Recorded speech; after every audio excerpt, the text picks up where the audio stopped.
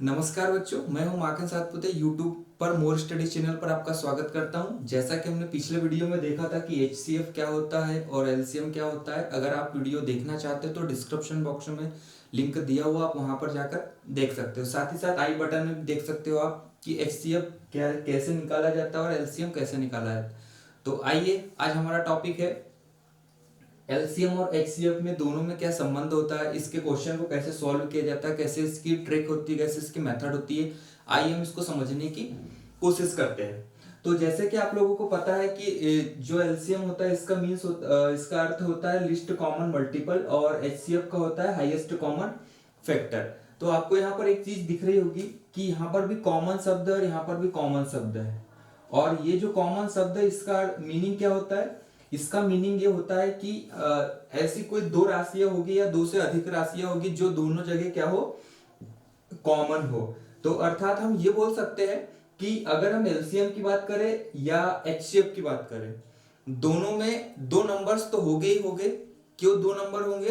क्योंकि कॉमन तभी आएगा जब दो नंबर हो गए या दो से अधिक नंबर हो गए। अगर एक अकेली संख्या होगी तो इस अकेली संख्या का कोई हम कॉमन निकाल नहीं सकते। इसके लिए इसका मीन्स क्या होगा कि हमारे पास में दो नंबर तो होगा ही होगा। तो आइए एक छोटा सा उदाहरण समझने की कोशिश करते, सरल सा उदाहरण जो कि आपको समझ में आ जाए। तो हमने लिया यहाँ पर 12 और 15, और इस 12 और 15 का हमें एलसीएम भी लेना है और एचसीएफ भी लेना है। तो आइए इसको थोड़ा समझने की कोशिश करते हैं। सबसे पहले हम इसके गुणनखंड तोड़ देते हैं। तो हमने यहाँ पे 12 के गुणनखंड तोड़े तो ये हो जाएगा आपका 2 दूना 4 और 4 तिया 12। और उसी तरह 15 के अगर हम गुणनखंड तोड़ते हैं तो 15 के गुणनखंड हो जाएंगे आपके 3 गुना 5, 3 पाँची 15। और यदि हम इसका एलसीएम लेते हैं तो एलसीएम कितना होगा? एलसीएम का अर्थ ये होता है कि जो सबसे हाईएस्ट पावर होती है उस पावर को हम लिख लेते। जैसे कि यहाँ पर 2 इंटू 2 2 टाइम लिखा हुआ है, तो हम यहाँ पर एलसीएम में 2 इंटू 2 लिख लेंगे। साथ ही साथ हमने देखा कि यहाँ पर एक 3 भी दिख रहा है, तो हम यहाँ पर एक 3 को भी रख लेंगे। और साथ ही साथ हमने ये देखा कि यहाँ पर एक 5 भी दिख रहा है, तो हम यहाँ पर एक 5 को भी रख लेंगे और इन सबको मल्टीपल कर देंगे और हमारा एलसीएम आ जाएगा। तो ये हुआ आपका 5 तिया 15, 15 दूना 30 और 30 दूना 60। तो हमारा जो एलसीएम होगा वो हो जाएगा 60। आइए हम अब इसी का एक एचसीएफ निकालने की कोशिश करते हैं कि एचसीएफ कैसे निकालना है। तो ये लिया हमने एचसीएफ। तो एचसीएफ में क्या होता है कि इन दोनों में जो कॉमन जो फैक्टर होते हैं हमको उसे फाइंड करना होता है। तो देखिए कि यहाँ पर भी एक 3 दिख रहा है और यहाँ पर भी एक 3 दिख रहा है, बाकी कोई भी नंबर जो है वो कॉमन नहीं है। यहाँ पर 2 है लेकिन यहाँ पर 2 नहीं है, यहाँ पर 5 है लेकिन यहाँ पर 5 नहीं है। तो आपको क्या करना है कि ऐसा फैक्टर ढूंढना है या ऐसा डिजिट ढूंढना है जो दोनों तरफ क्या हो, कॉमन हो। और दोनों तरफ कॉमन क्या दिख रहा है आपको? 3 दिख रहा है। तो इसका जो एचसीएफ होगा वो 3 हो जाएगा। आइए एक और उदाहरण से समझने की कोशिश करते हैं। यहां पर हमने ले लिया 25 और कॉमा 45। ये एग्जाम्पल है हमारा, इसको समझने की कोशिश करते हैं। और 25 के हम गुणनखंड तोड़ते हैं यहाँ पर। तो ये हो जाएगा आपका 25 को हम लिख सकते हैं 5 गुना 5, और 45 को हम क्या लिख सकते हैं?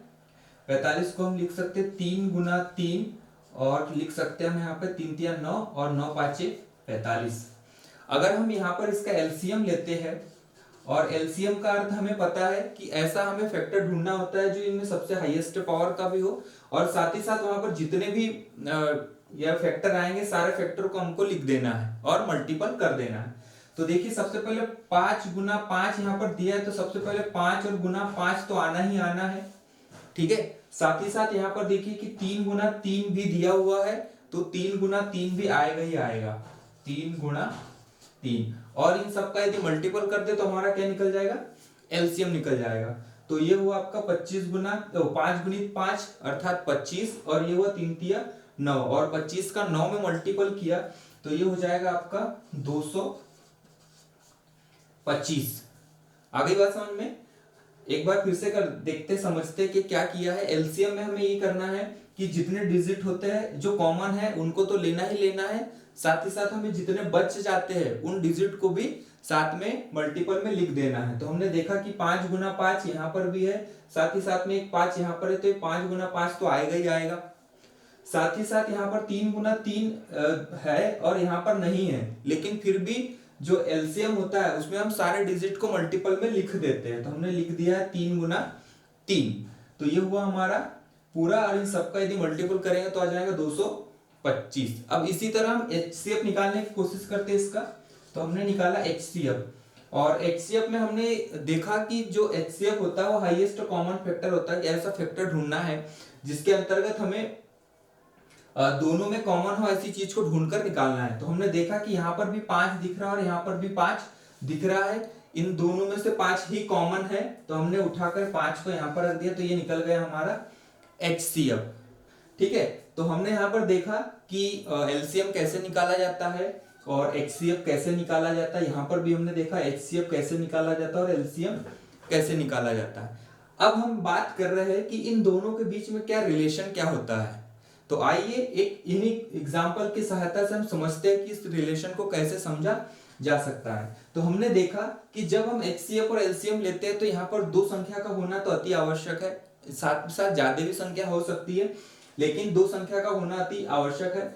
तो जो इन दोनों के बीच में जो रिलेशन होता है उस रिलेशन को ऐसा लिखा जा सकता है, पहली संख्या गुणा दूसरी संख्या, और ये जो दोनों होते हैं इक्वल होते हैं LCM गुणा HCF के। ये जो होता है ये एक रिलेशन होता है, और इस रिलेशन की सहायता से हम कोई भी सवाल HCF का और LCM का कर सकते हैं। तो आइए इसको समझने की कोशिश करते हैं कि इसको कैसे सॉल्व करना है। आइए हम दोनों के बीच में जो रिलेशन है इसको एक एग्जांपल की सहायता से समझने की कोशिश करते हैं। जैसा कि हमने यहाँ पर देखा कि हमारे पास में दो संख्या है, यहाँ पर एक संख्या है 15 और एक संख्या है 12, और साथ ही साथ हमने इसका एलसीएम भी निकाल कर रखा हुआ है और एचसीएफ भी निकाल कर रखा हुआ है। तो आइए हम इसकी सहायता से देखते हैं कि ये जो फॉर्मूला हमने बनाया इन दोनों के बीच में जो रिलेशन है क्या रिलेशन को जो है संतुष्ट करता है, सेटिस्फाई करता है या नहीं। तो यहाँ पर दिया है कि पहली संख्या का मल्टीपल दूसरी संख्या के साथ यदि किया जाए, अर्थात ये हम करेंगे यहाँ पे 12 गुना यहाँ पर करेंगे हम 15, और इस जो इक्वल होता है वो एलसीएम और एचसीएफ के मल्टीपल के इक्वल होता है। तो एलसीएम हमारा आ गया है 60 और एचसीएफ आ गया हमारा यहाँ पर 3। और यदि इन दोनों का अगर मल्टीपल करते हैं 15 और 12 का मल्टीपल करते हैं तो 15 दूना 30 का शून्य हो जाएगा, और ये हो जाएगा आपका 15 एकम 15 और 3 18 180 और इक्वल 6 18 मतलब 180। यहाँ पर देखिए कि दोनों का जो रिलेशन है वो दोनों सेम आ रहा है, यहाँ पर भी 180 आ रहा है, यहाँ पर भी 180 आ रहा है। एक बार फिर से देख लेते हैं। यहाँ पर पहली संख्या हमारी है 12 और दूसरी संख्या हमारी 15, और साथ ही साथ दूसरी यहाँ पर एलसीएम हमारा है 60 और एचसीएफ हमारा 3, और यदि इन दोनों का मल्टीपल करो 12 और 15 को तो 180 आता है, और साथ ही साथ 60 और 3 का मल्टीपल करो तो 180। दोनों ही जो है टर्म जो एलएचएस और आरएचएस दोनों इक्वल है, अर्थात ये जो रिलेशन है इसको सेटिस्फाई करता है। आइए इसको हम दूसरे एग्जांपल से समझने की कोशिश करते हैं, और दूसरा एग्जांपल जो हमने लिखा हुआ है इसी को हम देखते हैं। यहाँ पर देखिए कि एक संख्या है 25 और एक संख्या है 45, और साथ ही साथ हमारे पास में एलसीएम भी इसका अवेलेबल है और एचसीएफ भी अवेलेबल है। इन दोनों की सहायता से हम इसको निकालने की कोशिश करते हैं। तो हमने लिखा यहाँ पर 25 गुना यहाँ पर लिखा 45, और यहाँ पर एलसीएम लिखा हमने इसका 225, और गुना साथ ही साथ एचसीएफ कितना निकाला हमने 5। अब इन दोनों को हमने सॉल्व कर दिया तो ये हुआ आपका 25 5 125 के 5 कैरी किया 12, और 25 चौके 100 और 112, और 25 चौके 100 और यहाँ का कितना बचा था 12, 112 हो जाएगा ये। तो ये हो जाएगा आपका 1125। साथ ही साथ इसका मल्टीपल करते हैं तो ये हो जाएगा 25 का 5 कैरी किया 2, 5 दूना 10 और 2 12 के 2 कैरी किया 1, 5 दूना 10 और 1 11। यहाँ पर भी 1125 आ जा रहा है और यहाँ पर भी 1125 आ जा रहा है। यहाँ पर भी एलएचएस और आरएचएस दोनों जो टर्म है दोनों को सेटिस्फाई कर रहा है, दोनों को संतुष्ट कर रहा है। तो हम ये बोल सकते हैं कि एलसीएम और एचसीएफ के बीच में जो संबंध होता है वो होता है पहली संख्या गुना दूसरी संख्या बराबर किसके होता है, एलसीएम और एचसीएफ के। अब यहाँ पर अलग अलग एग्जाम में अलग अलग तरीके के क्वेश्चन पूछे जाते हैं। जैसे कि हमने पूछा कि अगर हमें यहाँ पर 1, 2, 3 और 4 चीजें दी हुई है, तो 4 चीजों में से यहाँ पर कभी एक चीज नहीं दी होगी और उस एक चीज को हमें निकालना है। तो हम इसकी सहायता से यहाँ पर 3 फॉर्मूले अलग अलग बना सकते हैं। जैसे फॉर एग्जाम्पल यहाँ देख लेंगे हम, यदि हमें पहली संख्या नहीं दी हुई और हमें पूछा है कि पहली संख्या हमें ज्ञात करना है और बोला कि दूसरी संख्या तथा एचसीएफ और एलसीएम दिया हुआ है, तो कैसे करेंगे, तो हम ये दूसरी संख्या मल्टीपल में तो इसको हम ट्रांसफर कर देंगे, ये कहाँ चले जाएगी आपकी, मल्टीपल में थी तो डिवाइड में चले जाएगी। और यदि हमें पूछा कि दूसरी संख्या फाइंड करना है, तो हम क्या करेंगे, पहली संख्या जो मल्टीपल में थी इसको हम डिवाइड में नीचे पहुंचा देंगे एलसीएम और एचसीएफ के। यदि हमें क्वेश्चन पूछ लिया कि भाई एलसीएम ज्ञात कीजिए और पहली संख्या दूसरी संख्या और एचसीएफ आपको पता है या दिया गया है, तो आप क्या करोगे कि ये मल्टीपल का जो एचसीएफ है इसको इधर साइड ट्रांसफर कर दोगे तो आपका एलसीएम निकल जाएगा। यदि आपको पूछे कि भाई एचसीएफ फाइंड कीजिए और आपको एलसीएम पहली संख्या और दूसरी संख्या दी हुई है, तो आप क्या करोगे कि जो एलसीएम मल्टीपल का था इसको ट्रांसफर करके आप इसके नीचे पहुंचा दोगे तो आप क्या फाइंड कर सकते हो, एचसीएफ। तो फॉर्मूला आपका एक ही रहेगा, आपको इसको 4 तरीके से वो लोग पूछ सकते हैं क्वेश्चन को, और विद इन 10 सेकंड में आप इन दोनों के बीच के रिलेशन को फाइंड कर सकते हो। कोई भी संख्या यहाँ पर जो अननोन संख्या होगी उसको हम फाइंड कर सकते हैं। तो आइए इसका एक उदाहरण समझते हैं, उदाहरण के माध्यम से हमको और अच्छे से समझ में आएगा कि इसको करना कैसे है।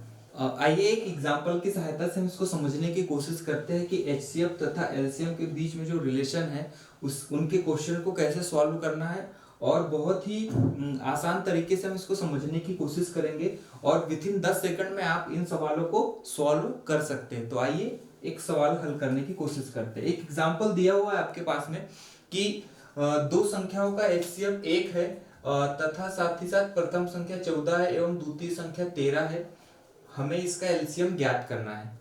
तो कैसे करेंगे, जैसा कि आपको पता है कि एचसीएफ और एलसीएम के बीच में जो रिलेशन होता है, एक संबंध होता है, वो संबंध का जो फॉर्मूला होता है या इसको हम बेसिक फॉर्मूला भी बोल सकते हैं। तो इस फार्मूले की सहायता से हम यहाँ पर लिखेंगे, ये हो गया आपका सॉल्यूशन, ये हुआ आपका पहली संख्या गुणा दूसरी संख्या और इक्वल टू होता है एलसीएम गुना एचसीएफ। अब हमें यहाँ पर मान रखना है जो जो चीज हमें दी हुई है। तो पहली संख्या यहाँ पर दी है हमें 14, दूसरी संख्या हमें दी हुई है यहाँ पर 13 और बराबर एलसीएम हमें ज्ञात करना है। तो एलसीएम को हम अभी एलसीएम जैसा का वैसा रखते हैं, साथ ही साथ हमें एचसीएफ दिया हुआ 1 और हमें यहाँ पर अब हल करना है। अब हमने देखा कि किसी भी संख्या में यदि 1 का मल्टीपल किया जाए तो संख्या जैसी की वैसी रहती है। तो हम यहाँ पर ऐसा लिख सकते हैं कि जो एलसीएम है वो हमारा हो गया 14 गुना 13, और 14 और 13 का मल्टीपल यदि करते हैं तो का एलसीएम इज इक्वल टू 13 चौके 52 के 2 कैरी किया 5 और 13 एकम 13 और 13 और 5 हो जाएगा आपका 18 और ये हो जाएगा आपका एलसीएम जो है वो 182 होगा, यही आपका आंसर होगा। ठीक है, तो देखिएगा आपने बहुत ही सरल तरीके से हमने समझा कि जो एचसीएफ और एलसीएम है इन दोनों क्वेश्चन को कैसे सॉल्व करना है और इन दोनों के बीच में जो रिलेशन है हमको इसको सेटिस्फाई करना भी हम लोग सीख चुके हैं। यदि आपको वीडियो अच्छा लगा तो प्लीज इसे लाइक कीजिएगा और यदि इस चैनल पर नया है तो प्लीज इसे सब्सक्राइब कीजिएगा और किसी जरूरतमंद को इसे शेयर कीजिएगा। आपने मुझे इतना अमूल्य समय दिया उसके लिए धन्यवाद। घर पर रहिए, सुरक्षित रहिए।